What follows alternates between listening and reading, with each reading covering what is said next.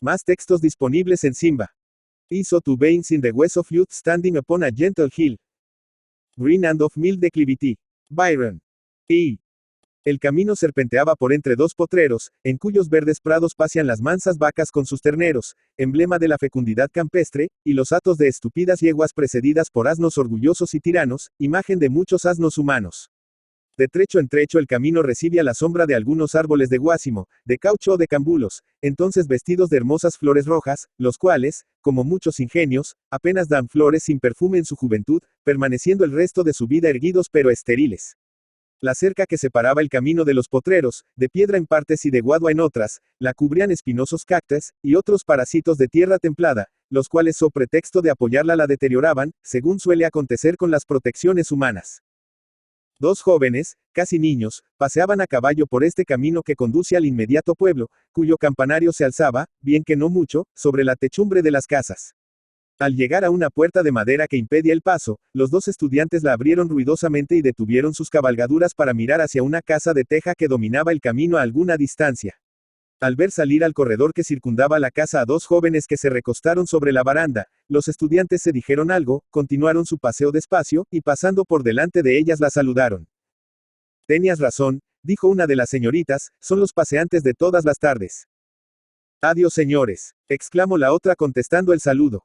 Era una niña de 15 años, cuya fisonomía languida y dulce llamaba la atención por un no sé qué de romántico y sentimental. Mira, Sara, dijo la primera. Mira cómo los últimos rayos del sol embellecen este lindo paisaje que jamás me cansaré de contemplar. A lo lejos las sementeras de variadas tintas junto a los cerros escarpados y sin vegetación. Más cerca el flexible y susurrante ramaje del guadual inclinado hacia el río, y en fin, a nuestros pies el potrero como un tapiz verde esmeralda, en que alegres y saciados retosan los animales. Pero tú, añadió al cabo de un momento, tú solo tienes ojos para los estudiantes. Dije mal, para uno de ellos, pues el otro es apenas el confidente del primer Galen. ¿No has visto que en todas las comedias hay un consejero o comparsa que no tiene otra misión que la de escuchar abismado los ímpetus de entusiasmo del héroe? Oh, Sofía, tú de todo te burlas. Y hasta creo que me tienes por coqueta. No digo semejante cosa. Te aman y tú, como es razonable, correspondes. ¿Y tú? Yo, no he podido hasta ahora aprender el arte de amar. Y no bajarás nunca de las nubes para fijarte en algún mortal. Tal vez, déjame ser libre mientras pueda. Oh, nunca amaré a medias, tendría que dar toda mi alma, todo mi corazón y si me equivocara sería muy infeliz. Si supieras como ideado al héroe de mi vida, cuántas virtudes lo adornan, qué de bellezas morales tiene, qué alma tan elevada posee, cuán nobles sentimientos. Mucho me temo que nunca encontrara semejante perfección. Por mi parte solo pido un amor verdadero en cambio del mío, no sueño con imposibles. Como no he de hallar algún día un hombre de talento, de pensamientos elevados, una alma hermana de la mía, enérgica, vigorosa, abnegada. Pues, y no te elogias. No quiero decir que yo tenga todas esas cualidades. Pero desearía encontrar un hombre abundoso en tan bellas prendas, digno de toda mi confianza, y que, perdóname la franqueza, supiera valuarme en lo que valgo y amarme como tal vez hoy no se ama. Las dos niñas permanecieron calladas un momento, contemplando el bello cuadro que ante sus ojos se extendía. Mientras tanto los estudiantes siguieron su paseo conversando y riendo alegremente, pero pronto regresaron cuidando, de pasar otra vez por delante de las dos señoritas. Eres muy distraída, dijo Sara, mirando a su prima con cierto airecillo de queja, te saludan y no contestas. Ya te he explicado, contestó Sofía, cuál es la misión del confidente. Consiste puramente en reír, llorar, admirarse, conmoverse, ver o no ver según las circunstancias. Mi papel y el del amigo de la parte contraria son nulos, el público no nos mira. ¿No sería muy ridículo que el comparsa saliera muy airoso a recibir las coronas y saludar cuando aplauden a los heroes? En todo encuentras motivo de injuriosa burla o te enterneces sin motivo, Sofía. Con mucha razón dice tu padre que admiras o desdeñas demasiado. A veces tus sentimientos me inspiran suma confianza, y de repente me atraviesas el alma con una palabra fría y punzante como un estoque. Porque te hallo siempre retraída y desdeñosa para con todos, cuando puedes mostrarte a veces tan expansiva y amable. Sofía guardó silencio en lugar de contestar. Sara, que respetaba y amaba mucho a su prima, no se atrevió a seguir interrogándola. Las dos señoritas ofrecían un completo contraste. Sofía había sido educada en un brillante colegio de La Habana, de donde era originario su padre, que al cabo se había radicado en Colombia. Habiendo vivido ausente de su familia durante muchos años, crecieron en Sofía ciertas ideas y hábitos de independencia que no podían ser comprendidos por Sara. Esta había vivido en medio de su familia, tranquila y contenta, y su educación consiste en los elementos indispensables y adecuados a la existencia sencilla y retirada a que la destinaban. Hacía apenas algunos meses que Sofía se hallaba en la patria de Sara, y aunque solo contaba un año más que su prima, la dominaba tanto por la entereza de su carácter, cuanto por la superioridad de su instrucción. Se resignó a vivir oscurecida en la pobre aldea en que nacieron sus antepasados maternos, pero no era aquello lo que podía satisfacerla, por lo que no tomaba interés en lo que la rodeaba, ni dejaba de aspirar a un porvenir más análogo a sus sentimientos y educación. 2. Infeliz de aquel que vive sin un ideal. J. Tourguenff. Algunos meses después celebraban en el pueblo del Valle la Nochebuena. Sofía y Sara quisieron asistir a la misa de medianoche, vulgarmente llamada de gallo. En todo tiempo a las 12 de la noche ha sido una hora misteriosa para los sencillos habitantes de aquella provincia. Para muy pocos había sonado hallándose ellos fuera de su cama, viniendo a ser un acontecimiento extraordinario que formaba época en la vida el oír dar la solemne hora sin haber dormido. Así fue que las personas de la familia que accedieron a acompañar a las dos niñas a la iglesia, para no pasar por Calavera se acostaron a las 8, a fin de estar bien despiertas a medianoche. Sofía propuso a su prima que se estuviesen levantadas hasta la hora de ir a misa. ¿Y cómo pasaremos la noche?, dijo Sara bostezando, todos duermen. ¿Cómo? Te divertiré contándote cuentos como a una niña llorona. Sofía y Sara se fueron a recostar contra la media puerta de la sala que daba a la plaza del pueblo. Todo dormía. La noche estaba bellísima. La suave luna iluminaba con su plateada luz el espacio abierto. El campanario de la iglesia proyectaba su negra sombra sobre la plaza, como un pensamiento de duelo en una vida dichosa. Todo dormía. Un tenue vientecillo barría lentamente las escarmenadas nubes del cielo azul turquí en que resaltaban como blancos lirios en un jardín, en tanto que los cerros estaban cubiertos por una ligerísima niebla semejando un velo de transparente gasa. Todo dormía. El perfume de los azahares y jazmines se esparcía por el ambiente impresionando el alma como las palabras suaves y los recuerdos tiernos. Oh, exclamó Sofía, qué linda noche, Sara mía. ¿No sería acaso un crimen de lesa naturaleza el irnos a dormir ahora?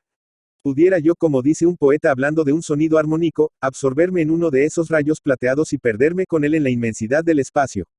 Si supieras, Sara, cómo me aterra la vida, cómo me asusta, la idea de todas las vulgares vicisitudes que me aguardan. Mucho me temo que mi vida se pase en medio de una fastidiosa quietud del espíritu, sin la actividad intelectual que tanto anhelo. Agitarse es vivir, aunque sea sufriendo. Sin emociones no se compromete la dicha. Y la existencia en un pueblo así arrinconado es tan vana, tan ridícula, tan monótona, tan inútil. Dos fervientes y angustiosas lágrimas bajaron lentamente por las mejillas de Sofía y cayeron sobre la frente de su prima. ¿Qué tienes?, exclamó ésta al sentirlas, ¿por qué tanta tristeza? Tú no sabes cuánto te quiero y cuánto gozaría en consolarte. Lo creo, Sara, tú eres la única persona en quien tengo completa confianza, tal vez serás la única en mi vida. Pero, añadió al cabo de un momento, sacudiendo la cabeza con ademán de burla, yo no te he convidado a pasar la noche oyendo mis locos devaneos. Nunca puedo explicarme esta melancolía que me acompaña desde mi más tierna niñez, ni este tedio de la vida que me domina, esta pereza, por decirlo así, que se apodera de mi espíritu algunas veces. Será tal vez un presentimiento. Basta ya de reflexiones filosóficas. Ven, sentémonos aquí. Apoya tu cabeza sobre mi hombro. He ofrecido no dejarte dormir. ¿Qué quieres que te cuente? Escoge, hija mía. ¿Quieres alguna historia bien tierna y sentimental, o alguna aventura misteriosa, o un acontecimiento triste? No, nada triste. A mí no me gusta la melancolía como a ti, el dolor me espanta y no hallo poesía en la tristeza, sino penosísima realidad. No tengas cuidado, puesto que así lo exiges, los heroes de mis cuentos serán felices. Últimamente me entretenía en leer un hecho histórico muy curioso y poco me gustan los hechos históricos. Cuéntame alguna novela bella y romántica pero que tenga un fin dichoso. ¿Te gustará lo que quería referir?, dijo sonriéndose Sofía. Los heroes son dos. Un joven estudiante, risueño y sentimental al mismo tiempo, y una niña de ojos grandes, garzos y hechiceros que... Sofía, Sofía, prorrumpió Sara tapándole la boca con las manos, no te burles de mí. ¿Cómo? Tan poca modestia tienes que te has reconocido en la niña de ojos hechiceros. No me permites hablar de la historia que leo diariamente en el fondo de tu corazón. En pláticas como estas, alegres y chanceras, tiernas o irónicas, Sofía y Sara pasaron las horas de la velada. Poco a poco se empezó a sentir cierto rumor en la aldea, como de muchas gentes que andaban en la plaza y hablaban en voz baja. Al fin las campanas rompieron, a tocar alegremente, despertando a los perezosos, y luego se oyeron algunos cohetes lejanos. Creció el rumor y sonaron por todas partes gritos y cantos de gozo. De repente rasgaron el aire los ruidosos acordes de la banda de música de la aldea, que se había situado en el altozano, anunciando la ceremonia religiosa con acompasados valses y cadenciosas contradanzas. ¡Aleluya!, exclamó Sofía, levantándose con toda la vivacidad de la infancia. Ya es tiempo. Vámonos. Divirtámonos, añadió, a misa, a misa. ¿Eso llamas diversión?, preguntó escandalizada Sara, que se enjugaba los ojos, enternecida aún con lo último que le había referido su prima. Llamemos cada cosa por su nombre, contestó Sofía. Ir a misa de gallo, no es un acto religioso, sino una distracción. El estrepitoso júbilo de Sofía duró un momento. Al llegar a la puerta de la iglesia ya había pasado, quedando grave y pensativa. Al tiempo de arrodillarse, Sara apretó fuertemente el brazo de su prima y le dijo, mira, allí está. ¿Quién? Teodoro. No sabía que hubiese vuelto a la aldea. Y tú, hipocritilla, creo que no lo ignorabas. Allí está, contestó Sara, con su compañero, el comparsa de la parte contraria como tú lo llamas. Sofía procuró sonreírse pero no le fue posible. Oyó la misa, abismada en una profunda meditación interior, y como entre sueños veía el altar, la multitud de rodillas y por encima de ella las expresivas fisonomias de los estudiantes, quienes queriendo hacerse notar de Sara volvían a la mirada a cada momento hacia donde ella estaba. Sara salió de la iglesia llena de placida alegría. No diremos que había oído misa con devoción, pero su puro corazón se elevaba hacia Dios agradeciéndole el haber visto al que llenaba todos sus pensamientos. El afecto inocente de una niña no es por ventura un sentimiento tan bello que merece que los ángeles mismos lo aplaudan. No es un himno de dicha ofrendado ante el trono del Señor con la ingenua confianza de la mujer candorosa que cuando ama verdaderamente solo acierta a orar. La luna se sumerge en el horizonte, y las sombras de las casas cubrían toda la plaza, quedando apenas iluminadas las cabezas de la multitud que aguardaba en el altozano de la iglesia la salida de los demás, mientras que la banda de música echaba el resto de sus armonías y algunos aficionados hacían desiguales descargas de escopeta en prueba de su devoción. Sofía, al salir recorrió con la mirada los grupos de gente y vio iluminadas por la luna, así como las había visto en la iglesia por los cirios del altar, las risueñas fisonomias de Teodoro y Federico. Su suerte sería feliz o desgraciada. Misterios insondables de lo porvenir. Sara tuvo esa noche sueños deliciosos regados de flores y alegría. Sofía humedeció su almohada con aquellas lágrimas estériles que se vierten en la juventud, y que por lo mismo que no tienen causa aparente hacen sufrir tanto. 3. Et la, dans cette nuit, quaucun rayon en toile, lame, dans un repli out semble finir, sent quelque chose encore palpiter sur un boile. Qu'est toi qui dors dans l'ombre, oh, sacre souvenir, Victor Hugo. Pasaron largos años, al cabo de los cuales la aldea que nos ha servido de escenario había cambiado de aspecto y de habitantes, mejorando en lo primero, empeorando notablemente en lo segundo. La espantosa mano de la guerra civil había desmoralizado y dañado el espíritu de aquella sencilla población. Olvidada en un rincón de la República nunca había sufrido antes a causa de las discordias públicas, pero en una de tantas revoluciones quedó envuelta en el desastre general. Pasaron largos años. Muchos hombres públicos habían desaparecido, los unos en la tumba material, los otros en la de su reputación. Otros habían subido al poder solo para caer, y no pocos habían caído sin subir de donde antes estaban. Pasaron largos años, y otra generación se había levantado, menos ignorante tal vez, pero sin duda menos honrada y de peores inclinaciones que la ya desaparecida. Pasaron largos años, en el cementerio se veían muchas más cruces y en la iglesia cada día menos fieles. Pasaron largos años. La naturaleza ostentaba, sin embargo, su eterna hermosura. El sol brillaba, los pájaros cantaban, las flores perfumaban como en otro tiempo. Pero cuán completo cambio se había verificado en el corazón, en el espíritu y en el aspecto de las dos ligeras niñas que tiempo atrás reían y lloraban sin saber por qué. Cuántas horas de sufrimiento, de tristeza, de amargura, de desencanto y aún de profundo pesar habrían contado, puesto que sus mejillas estaban pálidas y sus ojos y labios no se iluminaban con la sonrisa alegre de otros días. Pasaron largos años. Sara y Sofía se casaron. La una tuvo tanta dicha como no había esperado, viendo trocados sus ilusorios presentimientos de un triste porvenir en una tranquila y feliz realidad. La otra fue desgraciada, sí, profundamente desgraciada. ¿A cuál le tocó el pesar? A la que era más digna de ser dichosa. A Sara, la niña amante y amable. Una noche estaba Sara contemplando el cielo en el mismo sitio en que su prima le había hecho pasar tantas horas de contento en su apacible juventud. Había sufrido tanto, moral y materialmente, en los últimos años de su vida, que rara vez había podido entregarse a ese sentimiento de dicha retrospectiva que es tan necesario para tener valor en lo presente, como esperanza en lo porvenir. Por el encadenamiento de circunstancias y de ideas que nos hace volver poco a poco a los recuerdos y hasta a los sentimientos de nuestros primeros años, Sara pensaba en aquella noche de Navidad que formaba como un oasis en su memoria, no tanto por los incidentes de ella, como por las dulces ilusiones que la habían halagado entonces. Cuánto había sufrido desde ese tiempo. Veía pasar delante de la memoria su vida como en un estereoscopio, unida siempre una imagen a la primera parte de su juventud. Una suave melancolía invadió su alma, que se había hecho aquella sombra de su ideal, que nada pudo jamás borrar enteramente de su corazón.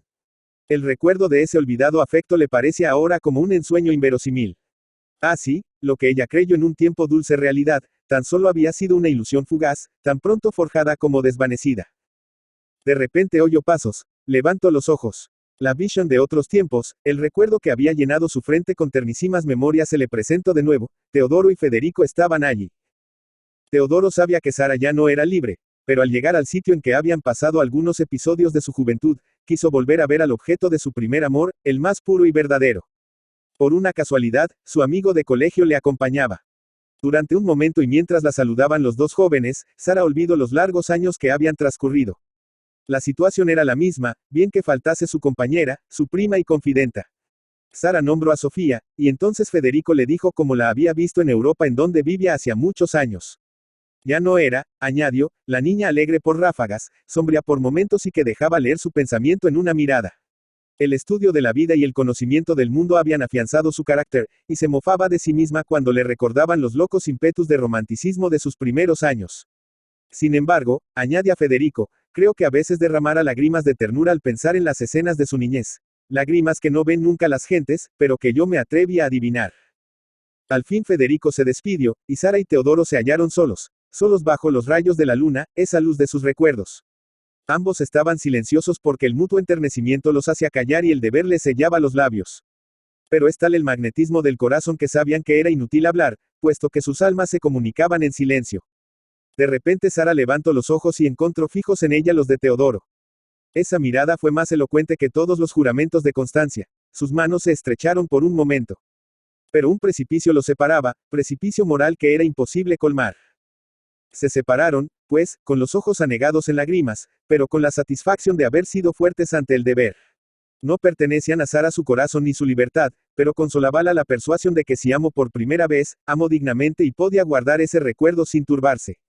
La suerte los había desunido, era preciso callar y resignarse. Había conocido, cuando nada podía remediarlo, que sus ensueños pudieron haber sido una realidad, ahora imposibilitada, no quedándole de todo sino tiernas memorias que llenaban de dulce poesía su corazón, tan puras y elevadas que la fortalecían y le inspiraban virtud y abnegación. Todo sentimiento profundo y verdadero es como una voz de lo alto, que nos hace comprender claramente nuestros deberes y nos conduce a cumplirlos cual leyes inviolables, sin desfallecer, sin vacilar, no mirándolos como destructores de nuestra soñada felicidad, sino como piedra de toque en que se ensayan y demuestran los quilates de nuestra virtud. Soledad Acosta de Samper. Soledad Acosta de Samper, Bogotá, 5 de mayo de 1833, Ibidem, 17 de marzo de 1913, fue una de las escritoras más prolíficas del siglo XIX en Colombia.